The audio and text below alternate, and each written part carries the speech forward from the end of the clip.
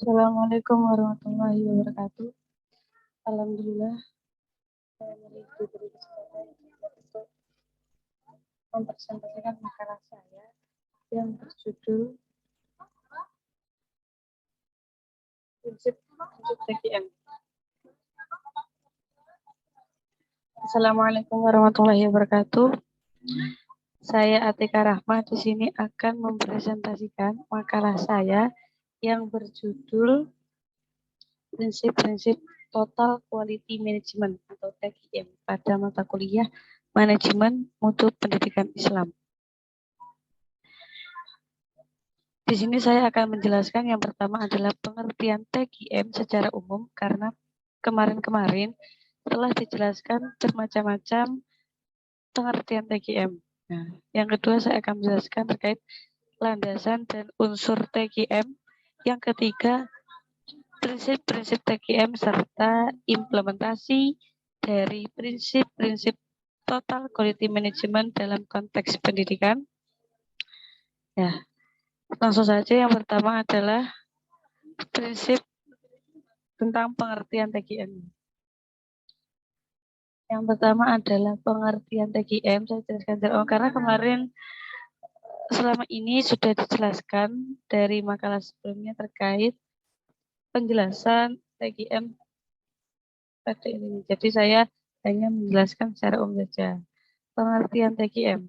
Nah, TQM adalah secara umum TQM yakni singkatan dari Total Quality Management atau berarti manajemen mutu terpadu.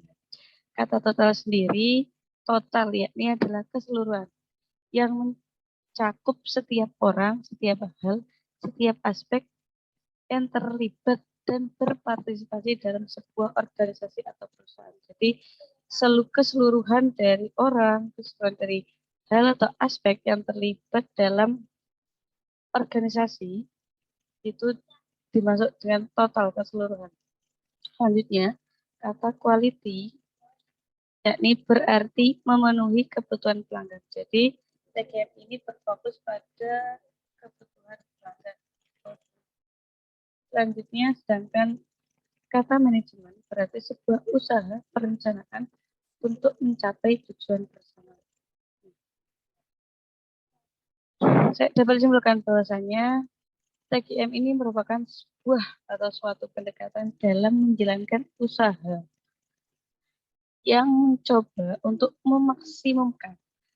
memaksimalkan daya saing sebuah organisasi, sebuah perusahaan, sebuah usaha.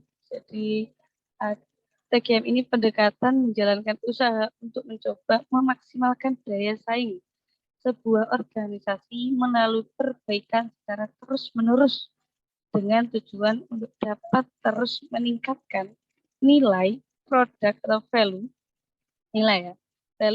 yang diberikan kepada pelanggan.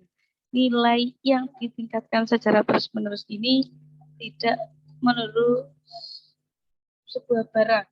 Jadi bisa berupa jasa maupun produk atau barang tertentu. TGM ini memiliki sistem manajemen yang mampu mengangkat kualitas sebuah organisasi sebagai strategi usaha yang berorientasi pada kepuasan pelanggan. Dengan cara melibatkan seluruh anggota pelaku organisasi tersebut. Nah, TGM ini adalah juga termasuk proses untuk mengelola sebuah perusahaan, sebuah organisasi, lembaga tertentu sebagai suatu sistem yang terintegrasi dari prinsip-prinsip TGM, metode, dan praktik-praktik di dunia organisasi tersebut. TGM ini digunakan untuk mengejar keunggulan dalam semua hal yang dikerjakan di bawah sebuah kepemimpinan dan komitmen manajemen. TGM ini didukung oleh sebuah pelatihan dan pendidikan, juga komunikasi, dan di dalam PKM ini juga ada komunikasinya, juga ada manajemennya, juga memiliki penilaian secara berkala, memiliki struktur organisasi yang mendukung, memiliki sistem serta sumber daya yang baik juga. Nah, TKM ini memberdayakan semua karyawan atau pelaku organisasi. Jadi dalam total quality management ini membutuhkan, memberdayakan semua SDM atau pelaku organisasi, karyawan, melibatkan mereka semua untuk mencapai tujuan sebuah organisasi atau lembaga tersebut. Yang mana nanti tujuannya untuk meningkatkan pelayanan terhadap kepuasan pelanggan. Yang kedua, yakni landasan dan unsur TKM. Jadi landasan pertama adalah fokus kepada pelanggan. Yang dimaksud fokus pada pelanggan, yakni pelanggan ini ada dua, secara internal atau eksternal. Nah, kalau di sekolah mungkin pelanggan internalnya seperti tadi di dan untuk pelanggan eksternalnya seperti masyarakat yang ada di luar sekolah. Yang kedua adalah obsesi terhadap kualitas. Jadi TKM ini memprioritaskan sebuah kualitas hasil pelayanan. Nah, jadi dengan melakukan banyaknya evaluasi yang terus-menerus tadi, agar apa? Agar memberikan kualitas yang bagus dan pelayanan yang bagus terhadap pelanggan. Ada lagi unsur lain yaitu kerja sama tim. Kebutuhan kerja sama tim dalam penerapan TKM, karena kerjasama itu adalah hubungan yang perlu dibina dan dijalin dengan baik antar karyawan atau pemimpin dan karyawan, antar sesama karyawan dan lembaga tersebut dan perusahaan. Jadi atau juga lembaga dengan pemasok kayak donatur gitu ya misalnya, atau yang lainnya. Jadi kerjasama itu sangat diperlukan untuk menciptakan pelayanan yang baik. Ada lagi unsurnya yaitu pendekatan ilmiah. Jadi TKM ini diperlukan pendekatan ilmiah untuk mendesain pekerjaan serta dalam pengambilan keputusan ke depannya untuk kedepannya perusahaan ini menjadi seperti apa. Nah, pengambilan keputusan, mendesain pekerjaan semuanya memerlukan pendekatan ilmiah. Jadi pendekatan ilmiah ini termasuk unsur penting dalam TKM. Ada lagi komitmen jangka panjang. Jadi sebuah perusahaan itu tidak hanya memiliki komitmen pada saat ini saja, tapi untuk jangka panjang ke depannya. Ke depannya lembaga ini nanti akan seperti apa, akan memberikan pelayanan seperti apa. Itu sangat diperlukan. Ya, berikut adalah landasan dan unsur TKM selanjutnya. Landasan dan unsur TKM lagi, yakni ada perbaikan sistem secara berkesinambungan. Nah, di sini perbaikan sistem secara berkesinambungan. Sistem yang dimaksud yakni perbaikan ini adalah evaluasi. Evaluasi yang terus-menerus. Karena semakin evaluasi sering dilakukan, maka akan menyelesaikan masalah, memperbaiki sistem yang bermasalah secara terus-menerus. Dengan demikian maka perusahaan akan melaksanakan kinerja yang semakin baik. Selanjutnya ada pendidikan dan pelatihan. Jadi di TKM semua karyawan dan anggota organisasi memiliki pelatihan dalam kinerja. Jadi tidak asal karyawan ini langsung bekerja ini. Sebelum itu ada pelatihan serta pendidikan yang diberikan dari perusahaan kepada setiap kinerja. Ada lagi kebebasan yang terkendali. Ini adalah kebebasan pada setiap karyawan untuk menciptakan atau memunculkan ide-ide karyawan, misalkan karyawan A memiliki ide, silakan. Jadi kebebasan berpendapat juga, tapi juga terkendali apakah idenya bagaimana untuk kedepannya, untuk masa depan perusahaannya bagus atau tidak, gitu ya. Dan ini bisa disampaikan pada saat perbaikan sistem tadi, perbaikan sistem. Selanjutnya landasan unsur lagi adalah kesatuan tujuan. Jadi penerapan jadi dalam TGM itu seluruh karyawan perusahaan serta pelaku organisasi perusahaan tersebut memiliki kesatuan tujuan. Hanya satu, ya, memiliki kesatuan tujuan. Tidak ada tujuannya saya bergabung di perusahaan ini karena saya begini. Jadi tidak memiliki tujuan berbeda, tapi pada satu tujuan untuk kebaikan perusahaan dan juga difokuskan kepada pelayanan terhadap pelanggan. Lagi adanya keterlibatan dan pemberdayaan karyawan. Ini penting karena karyawan di sini termasuk unsur penting dalam perusahaan. Unsur penting dalam perusahaan.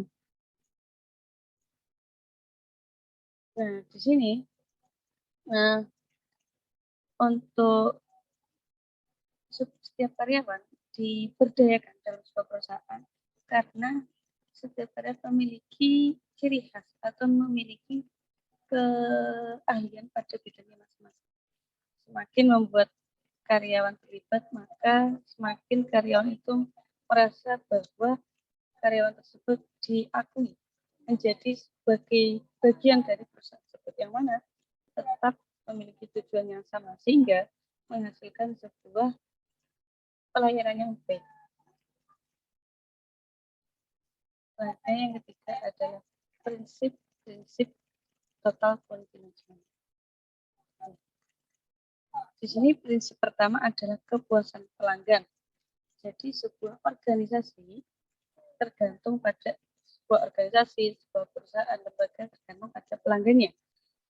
Karena tidak hanya harus memahami ya, jadi harus memahami kebutuhan pelanggan. Jadi kebutuhan pelanggan ini tidak hanya diperhatikan pada saat ini, tapi juga pada saat akan datang. Segala aktivitas perusahaan atau organisasi ini harus dikoordinasikan untuk memuaskan pelanggan.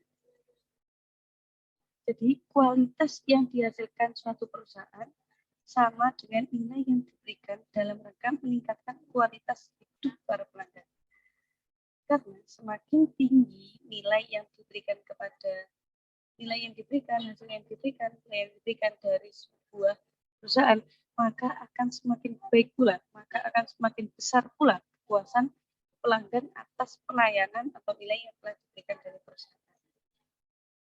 Nah, dalam penerapannya pada perusahaan, jadi perusahaan harus teliti dalam memahami kebutuhan dan harapan pelanggan. Selanjutnya, perusahaan atau organisasi memastikan bahwasannya sasaran organisasi sejalan dengan kebutuhan dan harapan pelanggan. Terkait kepuasan pelanggan juga, organisasi harus mengkomunikasikan kebutuhan dan harapan pelanggan ke keseluruhan secara keseluruhan. Organisasi juga membuat keseimbangan pendekatan antara kepuasan pelanggan dan pihak-pihak yang berkepentingan lain pada organisasi, misalkan pemilik modal dalam sebuah organisasi dalam perusahaan. Jadi harus ada keseimbangan antara pemilik modal kepada suatu perusahaan juga kepada kepuasan pelanggan. Selanjutnya adalah manajemen berdasarkan prinsip manajemen berdasarkan fakta ini. Jadi setiap perusahaan pasti berorientasi pada data. Setiap keputusan sebuah perusahaan selalu didasarkan pada data, bukan hanya sekedar perasaan. Jadi kalau ada yang bagaimana tidak dipikirkan melalui perasaan, tapi melalui data. Di sini manajemen berdasarkan fakta ini ada dua konsep. Konsep yang pertama adalah prioritas. konsep yang kedua adalah variabilitasnya. Maksudnya manajemen berdasarkan fakta konsep prioritas yaitu seperti suatu konsep bahwasanya perbaikan tidak dapat dilakukan pada seluruh aspek. Jadi misalkan ada sebuah evaluasi, ternyata mungkin banyak aspek, ternyata ini ada seperti ini, evaluasi seperti ini dan ini. Karena mungkin faktanya banyaknya evaluasi yang terjadi, jadi dan tidak mungkin juga evaluasi itu ini langsung jadi gini. Evaluasi yang ada diselesaikan secara bersamaan, mengingat sumber daya manusia juga pada perusahaan tersebut. Apakah mencukupi sumber daya tersebut evaluasi? Apakah sesuai sumber daya yang ada di perusahaan dalam memperbaiki evaluasi tersebut? Apabila tidak, maka didasarkan dulu pada fakta yang diprioritaskan. Contohnya yang ketika ada perbaikan berkesinambungan. Perbaikan berkesinambungan ini dilakukan dalam TIM. Jadi setiap perusahaan perlu melakukan proses sistematis dalam melaksanakan perbaikan secara terus. Ya ini dilakukan agar apa? Agar perusahaan tersebut dapat melakukan pelayanan yang lebih baik dan terus-menerus. Ketika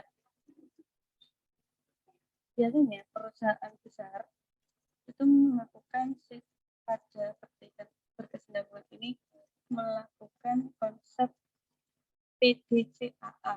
Ya, maksudnya PDCAA ini seperti P adalah plan atau rencana, D ini do atau dikerjakan. Jadi setelah dikerjakan, jadi PDCAA, P-nya plan, D-nya do, C-nya check, A yang pertama act, A yang kedua analysis.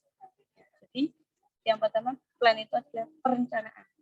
Jadi perusahaan itu memiliki perencanaan sebelumnya. Yang kemudian do ada dikerjakan, dilaksanakan. Dan ketika ada check, yakni mengecek apakah setelah dikerjakan perencanaan ini ada yang kurang atau yang bagaimana. Selanjutnya ada act itu tindak lanjut. Nah, atas cross check yang dilakukan tadi terhadap perusahaan, maka dilakukan tindak lanjut, berarti kedepannya harus bagaimana. Dan A yang terakhir adalah analisis. Jadi setelah semuanya dilakukan, dianalisis, disimpulkan, oh berarti rencana yang seperti ini setelah dikerjakan seperti ini dan dicek hasilnya seperti ini, maka ditindaklanjuti hasilnya seperti ini. Berarti kesimpulannya seperti ini.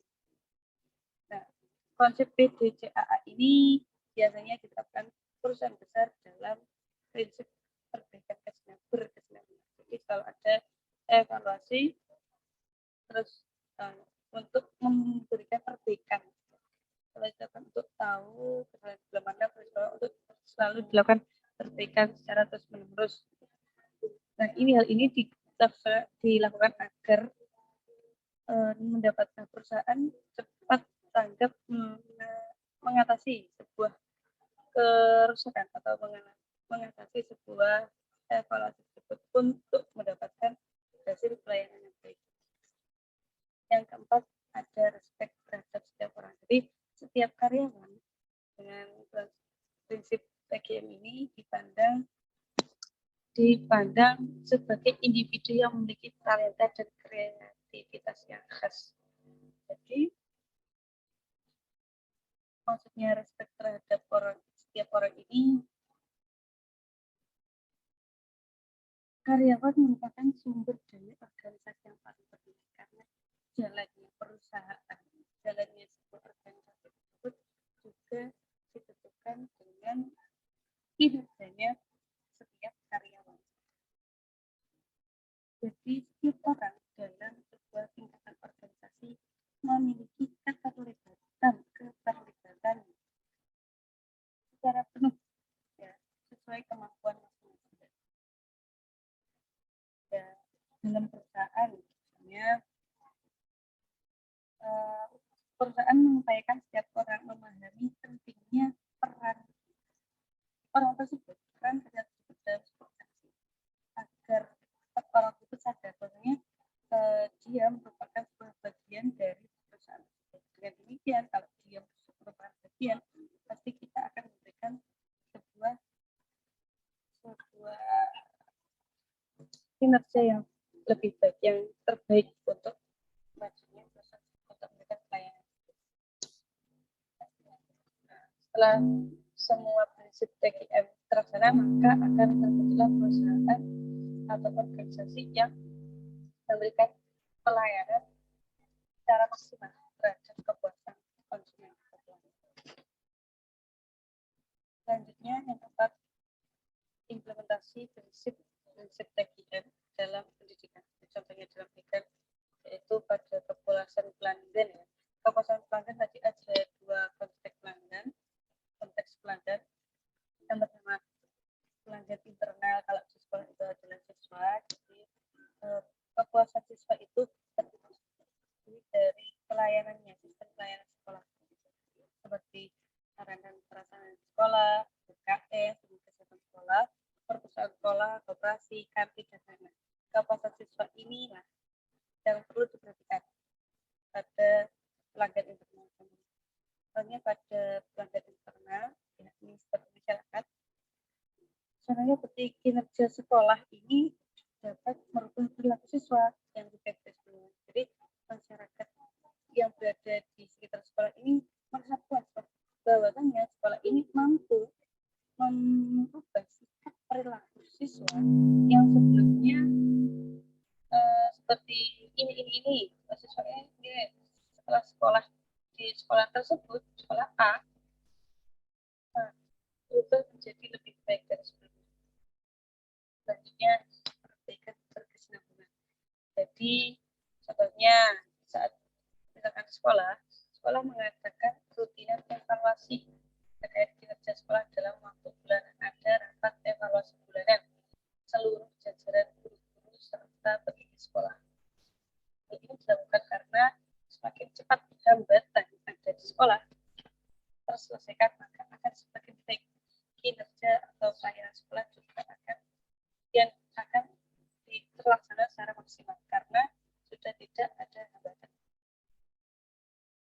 Selanjutnya implementasi prinsip dalam prinsip TKM dalam pendidikan, yakni adalah manajemen berdasarkan fakta. Di sini saya contohkan manajemen berdasarkan fakta ketika ada dua konsep, ada konsep prioritas dan ada variabilitas. Ini saya pakai konsep prioritas. Jadi misalnya kalau menurut pendapat saya ya, ada sebuah sekolah yang memiliki banyak evaluasi, dari evaluasi SDM sekolah atau evaluasi kurangnya gedung sekolah dalam kegiatan pembelajaran yang memadai, ikut dan banyak ya. Ini ada beberapa evaluasi. Salah satunya yakni sekolah ini faktanya belum memiliki SDM yang baik dalam teknologi. Padahal zaman saat ini terus berkembang, sehingga masih sedikit yang tahu bahwasannya ada sekolah A yang memiliki keunggulan seperti ini dan ini. Oleh karena ini diperlukan sekolah ini untuk merekrut guru atau karyawan dalam bidang teknologi agar ya hal ini dari sekian banyak evaluasi. Jadi sekolah ini perlu merekrut itu. Jadi memprioritaskan hal ini dulu. Karena apa? Saat nanti sudah adanya karyawan atau tenaga yang maju dalam teknologi, maka dapat mengenalkan sekolah pada dunia era digital. Jadi sebelumnya mungkin belum ada seperti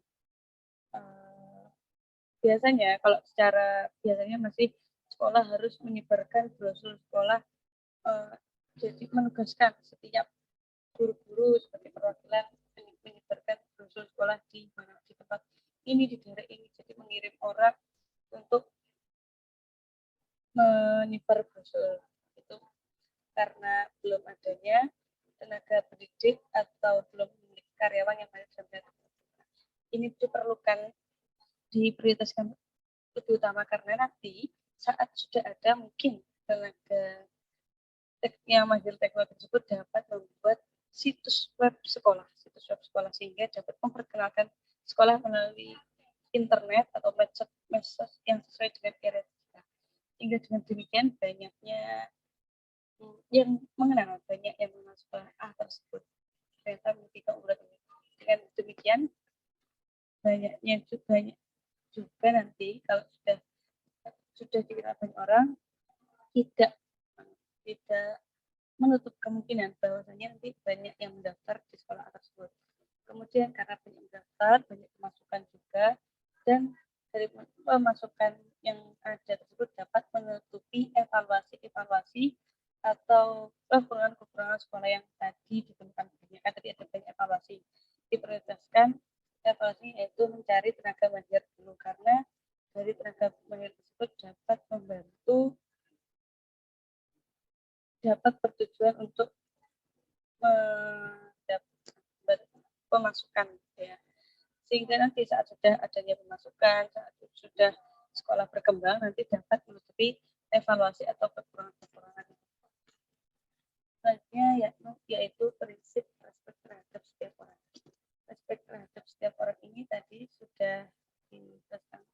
Intinya, setiap individu memiliki kemandirian dalam ciri khas atau bidang masing-masing. Seperti misalkan di sekolah ada tenaga administrasi atau TU biasanya mengurusi pembayaran, sistem pembayaran. Mungkin tenaga administrasi tersebut tidak pandai dalam hal belajar mengajar. Dalam hal belajar mengajar mungkin kurang pandai, tapi dalam hal perhitungan keuangan dia sangat teliti dan jeli. Jadi di sini sangat di perusahaan atau sekolah sangat dianjurkan untuk respek terhadap setiap karena memiliki ciri khas atau kemandirian masing-masing. Ya, terima kasih atas perhatian dari semuanya. Apabila dari penjelasan saya terkait makalah masih banyak kurang, saya mohon saran dan tanggapannya. Dan semoga apa yang saya sampaikan dapat bermanfaat untuk saya dan pendengar.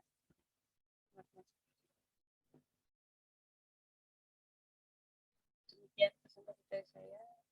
Assalamualaikum. Apabila ada kurangnya mohon maaf. Ihdinas siratal mustaqim. Assalamualaikum warahmatullahi wabarakatuh.